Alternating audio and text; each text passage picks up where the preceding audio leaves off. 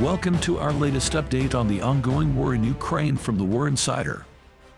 The main news from Ukraine on the morning of January 29th, 800 Russians were killed in the past day. Ukraine faces logistical challenges in acquiring tanks. Let's go through everything in order.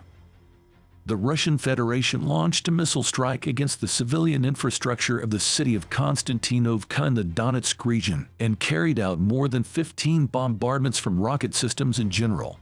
There are victims among the civilian population. As a result of the strike on a residential house in Konstantinovka, 3 civilians were killed and another 14 were injured. Despite losing a large number of troops, the Russians continue to carry out offensive actions in the direction of Bakhmut, Avdiivka, and Novopavlovsk.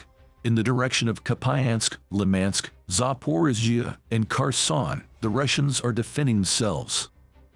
On the Ukrainian-Belarusian border, there are no changes. Preparations for the deployment of units from the 6th Motorized Rifle Division of the 3rd Army Corps of the Russian Federation are continuing on the polygons of the Republic of Belarus. However, the likelihood of an attack from Belarus remains unlikely. As of January 28, 2023, on the Svatovsky direction, positional battles continue with the enemy attempting to push back our forces. Russians have been located in Dniprov. On the Bakhmut direction, Blagodno has been captured by the Russians and Red Mountain is being held. Russia continues to pressure Razdalovka, Soko, and Vanchati. Fighting is ongoing in the eastern part of Bakhmut, but there have been no significant changes. According to our daughter, the situation around Kleshevka is difficult but relatively stable. Russians are pressuring with some success, but a breakthrough to the highway has not been reported.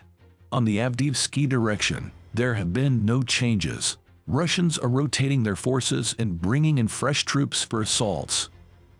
No changes have been reported in the Ugoldar area. On the Zaporozhye direction, there have been no changes. On the Taurida direction, there have been no changes.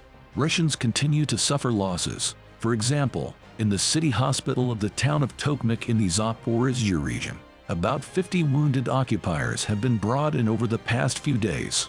Most of them, after receiving formal aid, are sent back to the front line. The Ukrainian Defense Forces Aviation carried out 4 strikes on areas of concentration of occupiers during the current day, and Ukrainian rocket units and artillery have hit 2 command points, 2 air defense positions, and 3 areas of concentration of Russian troops.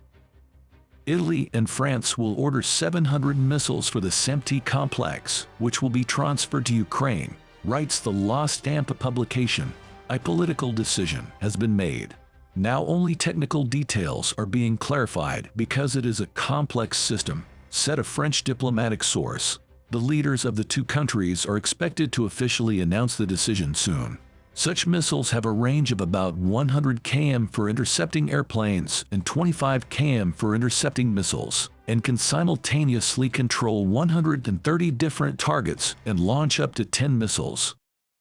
Ukraine faces logistical challenges in acquiring tanks, according to the Washington Post.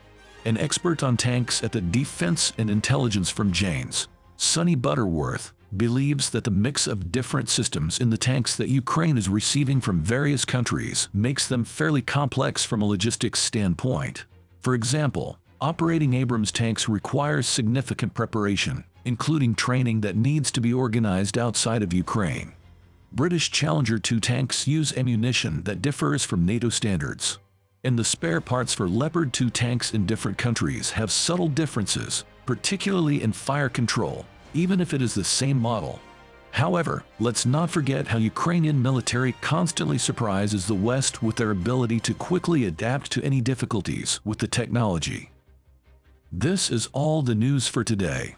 Don't forget to subscribe and hit the like button if you enjoyed the video. We'll be back with more updates and information tomorrow. Thanks for watching.